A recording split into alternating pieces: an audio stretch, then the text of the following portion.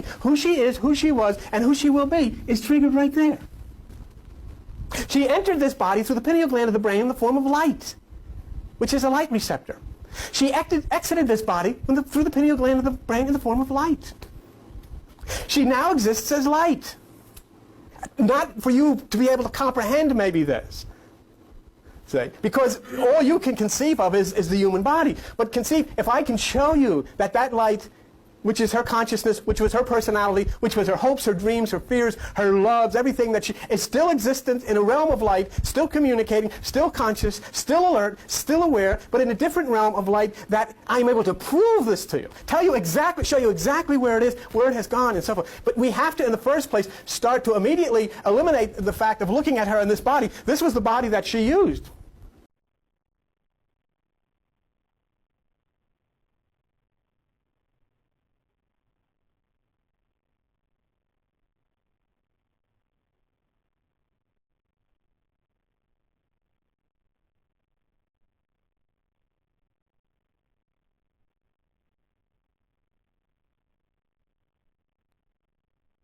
Magnetism is a thing that rules the universe, not electricity.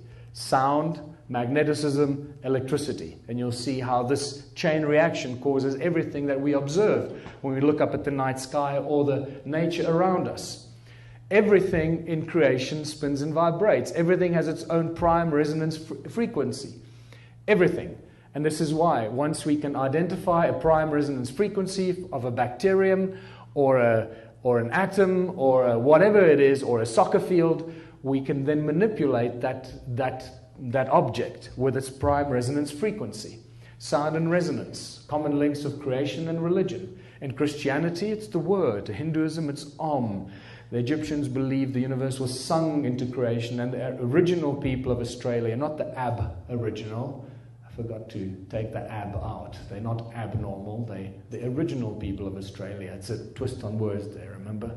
Keep that in mind. So it's the original people of Australia believe that the world was created with 3 sacred songs. And then we have the phenomenal similarities between the 6 days of creation in Christianity and the word that created everything. The 6 aspects of Om, and the 6 aspects of the all-seeing eye of Horus, and you start seeing the connections between all these ancient cultures and the creation stories. And then the creation stories get even more interesting when you read the Hindu creation story. It says, everything was so peaceful and silent that Vishnu slept undisturbed by dreams or motion. From the depths, a humming sound began to tremble.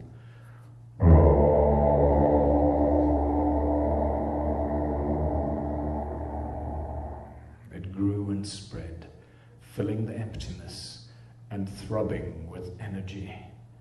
The night had ended. Vishnu awoke. That's just a little more dramatic version of saying God said, let there be light. Same thing. It's just great when you start seeing these connections. Sound is a source of all creation. Sound and resonance is responsible for everything. It is the breath of the Creator, the prime resonance frequency, and the source code for everything in creation, including our DNA.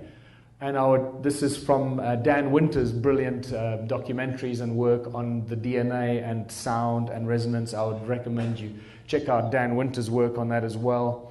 How cymatics and sound helps to form and shape our DNA and the structure of our DNA based on the cymatics. And that word cymatics, it comes from Hans Jenny in the 50s and 60s, the brilliant work that he did and showed us how sound and resonance is responsible for everything in creation.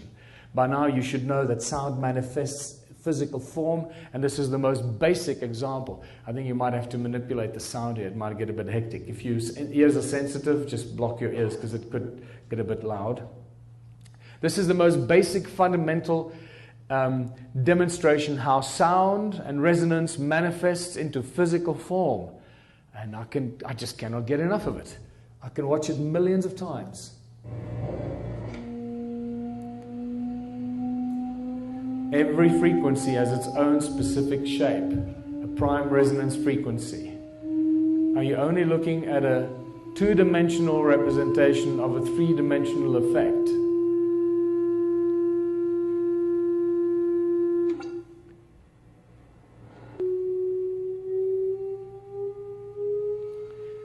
I think he actually uses rice on a metal plate here.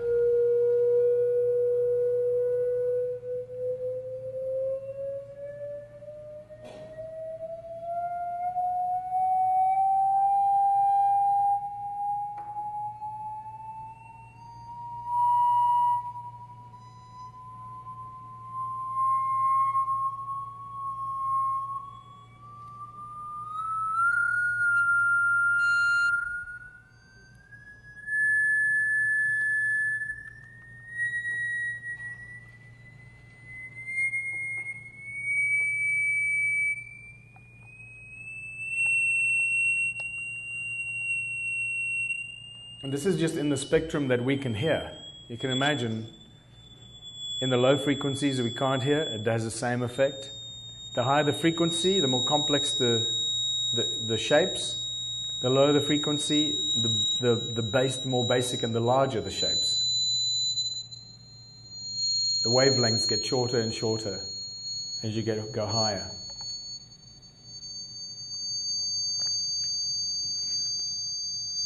Wavelength is actually also, it just doesn't quite do it, because it's not really a wave that we're dealing with here. It's something very different, far more complex.